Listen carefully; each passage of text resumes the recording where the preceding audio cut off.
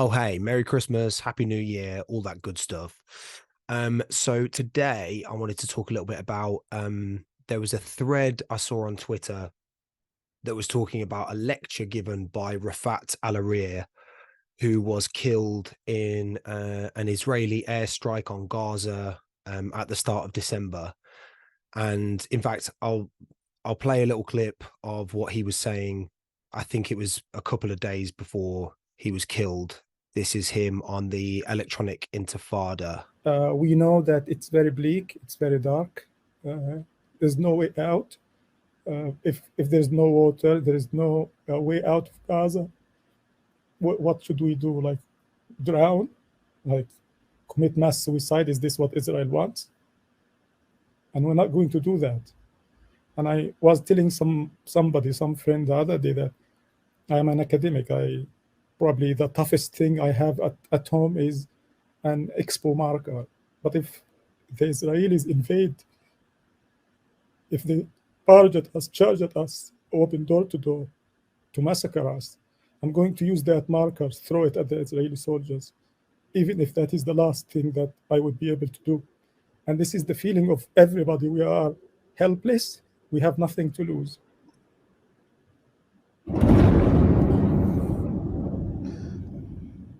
So really shocking and kind of haunting, especially as he was then killed by an Israeli airstrike on Gaza. And I mean, it sounded like we were hearing an Israeli airstrike go off in the background of that video as well. So Refaat Alareer was a poet and academic. And as a person who's kind of been a bit cynical about the role of the arts and culture at different times, and I think not unjustifiably, because quite often I'll see in our sector anyway, in the theatre, it just seems to reproduce a load of very uncontroversial kind of talking points and doesn't really sort of seem to get to the heart of any issues with much substance. So we've seen this a lot with when it comes to Palestine solidarity. Lots of theatres have taken a really, really long time to come out in to show any sort of support. Whereas you look at a situation like the invasion of Ukraine, all these theatres were falling over themselves to sort of, show their solidarity with Ukraine, but never with Palestine. Apart from some kind of notable exceptions, particularly like Tara Theatre in West London. So I've been relatively kind of cynical about how much of a role arts and culture plays in some of this stuff, or at least institutionalized arts and culture. However, a thing that Refaat Alareer said that, like I say, came up on this Twitter thread, I just thought was really, really kind of instructive on the role of he's talking about poetry and the role of the arts. So I'm going to play a little bit of a clip of an English poetry lecture by Refaat, which is part of the e-learning center. This is from like 4 years ago, but I think in there he makes some really, really fascinating points. So I thought we could watch them together. Nice. Now, how many of you, like, have you ever been to Jerusalem? Raise your hand if you've ever been to Jerusalem. Like, we have 60 students here. We have 1, 2, probably 3. That's very few of you. I've never been to Jerusalem. We're Palestinians. We're living in Gaza. We can't go to Jerusalem because of the Israeli occupation. But we love Jerusalem, right? Yes. We love Jerusalem because of what it means to us. We've never been there. But believe me, when you go there, you will feel that you've been there hundreds of times because you read about Jerusalem in literature, in story. It doesn't mean that khalas, we should take Jerusalem in the poem or in the story and that's it. No. But in literature, Jerusalem is back to us, comes back to us. It's true that there is suffering, there is pain, there's occupation, and that's why Tamim Barghouti, as a Palestinian poet, as a young Palestinian poet, I think is doing a great service to the Palestinian cause and the Palestinian struggle. When you read Tamim or you listen to him reciting his poem Fil Quds or other poems, he brings you a lot, he takes you to Jerusalem. You live Jerusalem. He takes you back to it. You liberate it for just a little bit of time. And if there is hope, if you can imagine a free Palestine, free Jerusalem, probably you will work towards that. And the same thing applies to occupied Palestine. We've never been to other parts of Palestine because of the Israeli occupation, but we've been told so many times by our parents and grandparents, especially our mothers. They've been telling us stories about Palestine, Yamli Blad in the past, the good old days, how Palestine was, you know, all nice and beautiful, unoccupied, unraped. And therefore, I say, in this case, how our homeland turns into a story. In reality, we can't have it. We don't have it. But it can turn into poems, into poetry, into literature, into stories. So our homeland turns into a story. We love our homeland because of the story. We love our homeland because of the story. And we love the story because it's about our homeland. And this connection is significant. Israel wants to sever this relationship, for example, between Palestinians and land, Palestinian and Jerusalem and other places and cities. And literature attaches us back, connects us strongly to Palestine. So in my imagination, in my thinking actually, this is a very significant thing that literature contributes to. Creating realities, making the impossible sound possible. In real life, again, because we are here in Palestine and Gaza, I'll be giving you examples from Palestinian and Arab literature so we can compare and make things clearer.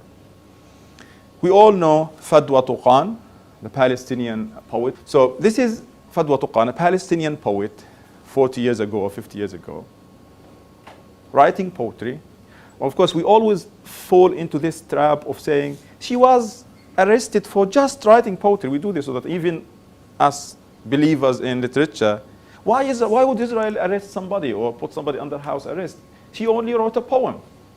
So we contradict ourselves sometimes. We believe in the power of literature, changing life as a means of resistance, a means of fighting back, and then at the end of the day we say she just wrote a poem. We shouldn't be saying that.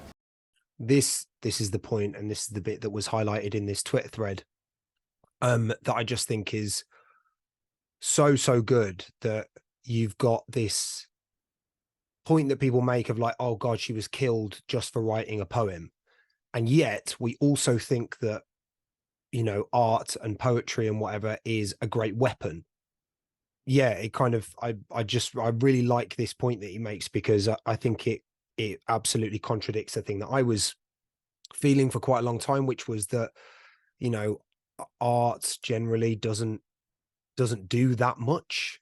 But again, I kind of caveat this with saying, in the West, in the UK, art or institutionalized art in these arts and culture institutions doesn't seem to have much kind of productive power for building resistance against the state and imperialism and capitalism and whatever. It's just a kind of nicey, I don't know, bourgeois distraction that can be great and very entertaining at times, but it's no more than that.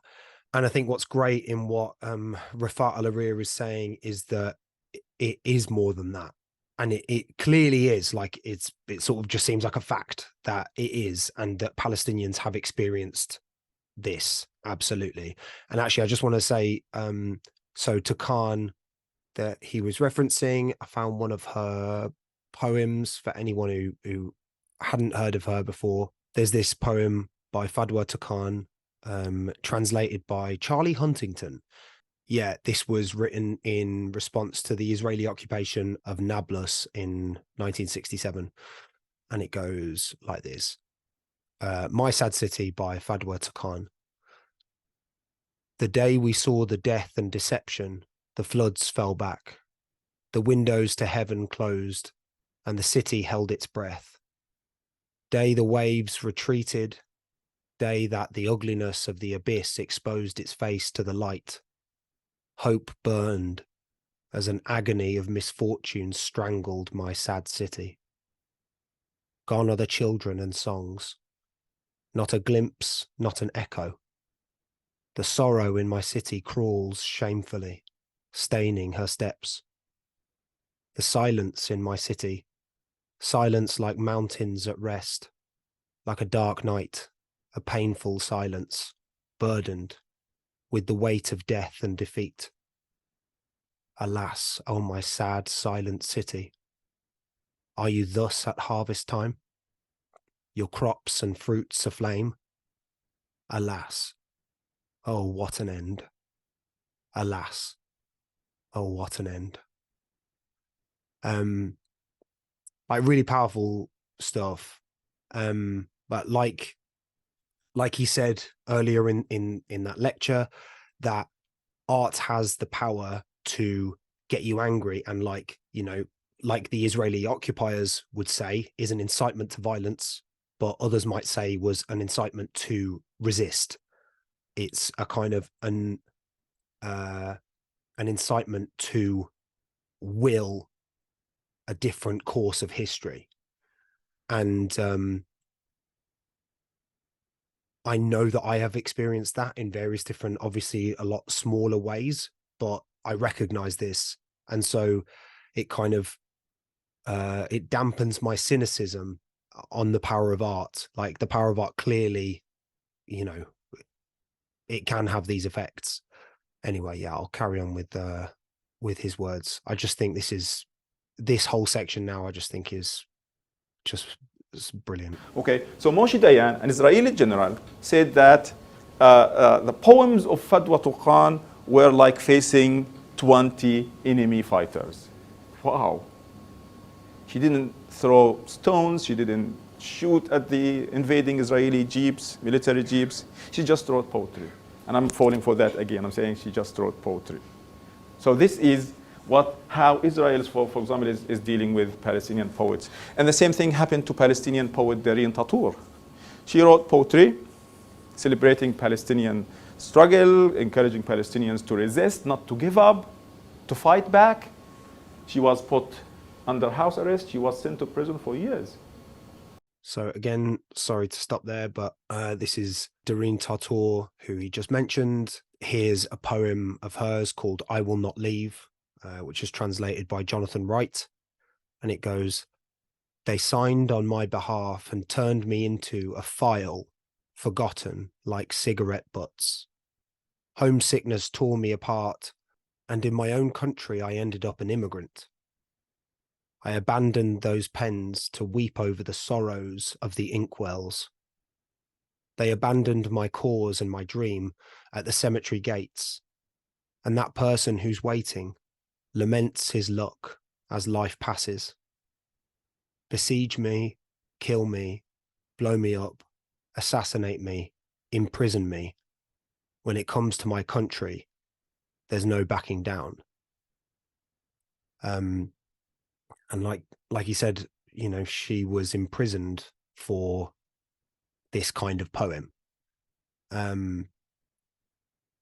because it's powerful and because it produces feelings in people, and it creates a kind of collective consciousness among people, and it reproduces a sense of identity and a sense of, you know, a community of resistance. Anyway, I'll carry on. And therefore, I end here with a very significant point.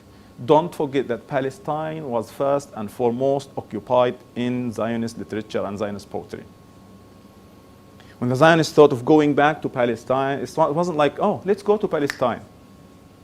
It took them years, like over 50 years of thinking and planning, you know, all the politics and the money and everything else.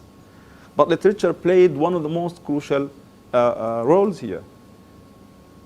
This is our class. If I tell you let's move to the other class, you need guarantees that we're going to go there, we're going to find chairs, right? That the other class, the other place is better, is more peaceful, that we have some kind of connection, some kind of right.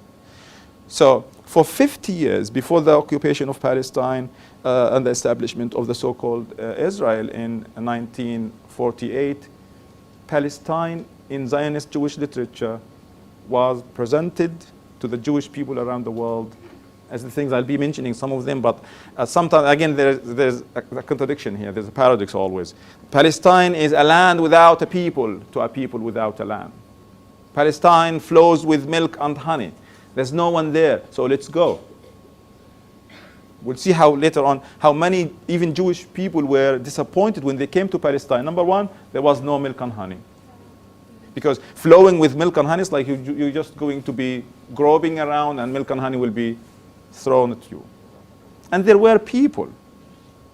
There have always been people in Palestine. Okay, so these are examples of how poetry can be a very significant part of life. So yeah, and I think, and yeah, this is the point that this Twitter thread ends on, that Palestine in Zionist literature was presented as a land without a people for a people without a land. And that this is when, you know, art and culture is used to really horrific ends. Art and culture ends up being a very, very powerful weapon in these struggles, whether that's for something like the creation of Israel or for resistance against settler colonialism and occupation and sieges and bombing campaigns. Art and culture is vitally important.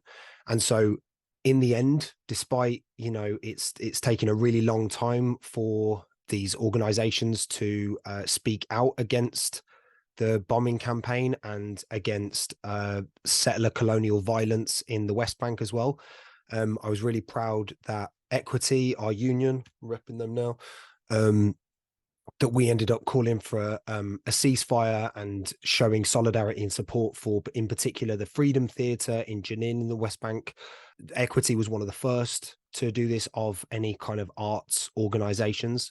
But yeah, loads of different organizations have done that now as well, which is really, really wonderful. And it's good to see the community kind of cohering around this most like important thing right now, and hopefully this can be built on. I'm going to show a clip now of a bit from the Freedom Theatre, which always produces really wonderful, amazing stuff produced by and for the community. Here is a clip now.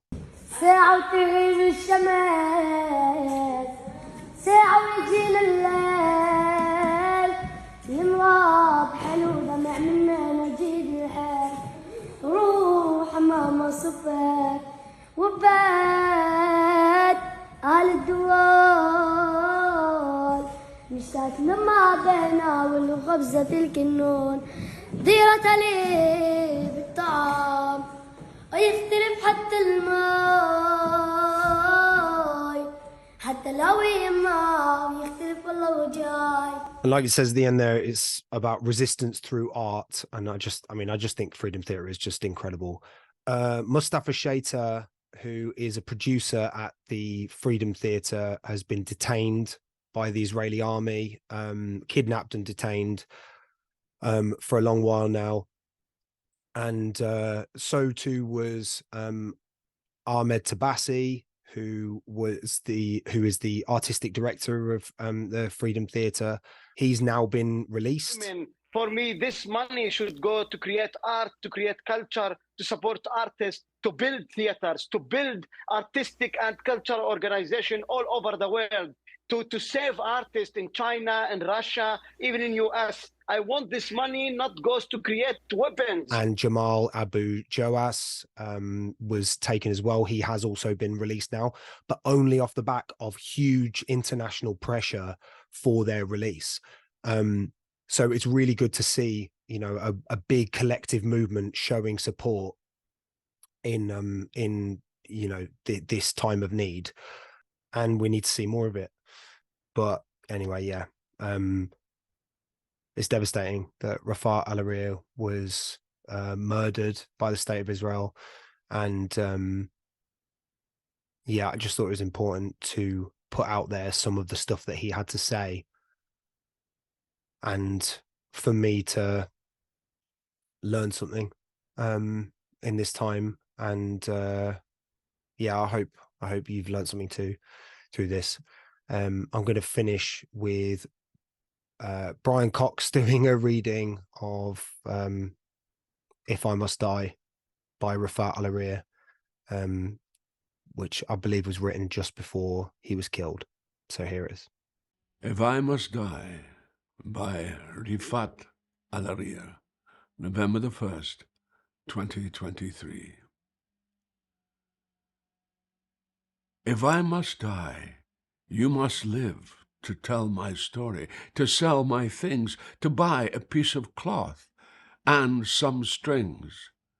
Make it white with a long tail, so that a child somewhere in Gaza, while looking heaven in the eye, awaiting his dad who left in a blaze and bid no one farewell, not even to his flesh, not even to himself, sees the kite, my kite you made, flying up above, and thinks for a moment an angel is there, bringing back love. If I must die, let it bring hope. Let it be a tale. Yeah, like the poem said, that Refaat Alareer said, if I must die, you must live to tell my story. We should and we have to, and we as people in the arts and people who care about our, you know, institutional integrity or whatever, we have to pressure our organizations and institutions to show solidarity, to show support, and keep turning up to the demos, keep calling for ceasefire, to end the settler colonial violence in the West Bank, to end the bombing campaign in Gaza, and to have some real proper conversations of how to have a liberated Palestine. And you can't shy away from it. Unfortunately, this is like 8,500 children have been killed by Israel in Gaza. So like, yeah, silence is standing with the oppressor. So yeah, solidarity, comrades. And yeah, if you want to watch that whole video, I'll put the link down in the description as well. His whole lecture there is really, really brilliant. He was a brilliant man.